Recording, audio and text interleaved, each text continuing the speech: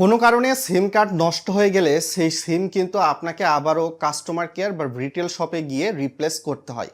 তবে এইখানে বেশি সমস্যায় পড়েন তখনই যখন সিম যিনি ক্রেতা তিনি বিদেশে আছেন, তিনি দেশে নেই। এখন সিমটা রিপ্লেস করতে হবে।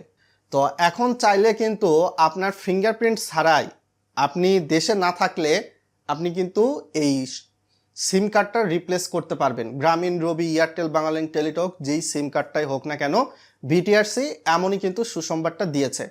কেননা গত বছরে প্রায় 88টা কিন্তু আবেদন লিখতে হয়েছে। আপনাকে সেই আবেদনের মধ্যে আর যেতে হবে না।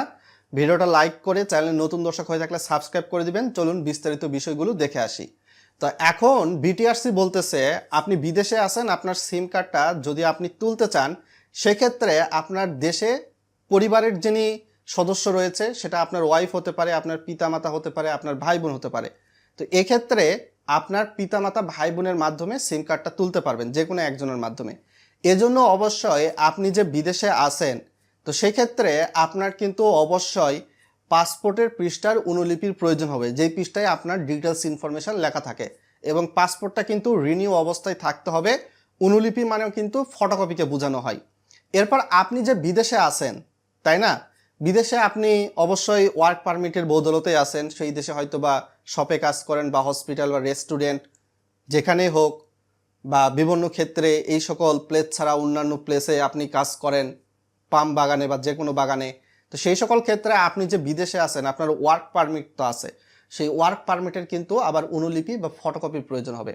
তো এর পাশাপাশি আপনার এনআইডি কার্ড যদি থাকে সেই এনআইডি কার্ডের ফটোকপি এইটারও কিন্তু প্রয়োজন হবে। আপনার সিম কার্ড নিতে গেলে কিন্তু এনআইডি কার্ড লাগে, তো সেই সকল প্রবাসীদের কিন্তু হচ্ছে এনআইডি কার্ড থাকবেই, এনআইডি কার্ডের ফটোকপি আপনার প্রয়োজন হবে।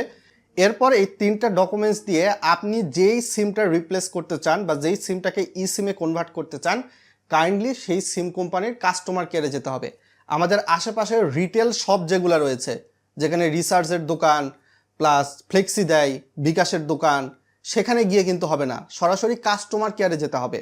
এই সকল প্রয়োজনীয় ডকুমেন্টস নিয়ে আপনার হয়ে যিনি সিম কার্ডটা উত্তোলন করতে যাবে, রবি সিম সাপোজ, রবি সিমের কাস্টমার কেয়ারে গেল, এই তিনটা অনুলিপি এবং যে যাবে কাস্টমার কেয়ারে তার জাতীয় পরিচয়পত্র এবং জাতীয় পরিচয়পত্রের ফটোকপি, চারটা ডকুমেন্টস সহ যাবে।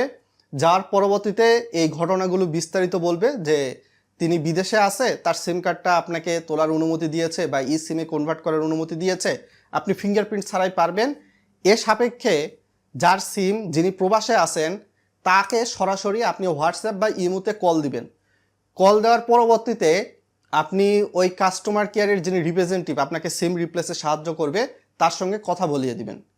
এই সকল কার্যক্রম যদি আপনি ঠিকঠাক করতে পারেন তাহলে আপনি সিম রিপ্লেসমেন্ট পেয়ে যাবেন তাৎক্ষণিক। আগে যেটা দেখা যেত আবেদন করলে আপনার 1 মাস 2 মাস 3 মাস ঘুরতে হতো, ওই সমস্যার মধ্যে কিন্তু আর পড়তে হবে না।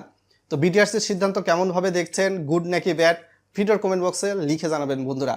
এর বাইরে কিন্তু আর কোনো প্রসেস নাই, সরকার এটা কিন্তু ইতিমধ্যে চালু করে দিয়েছে।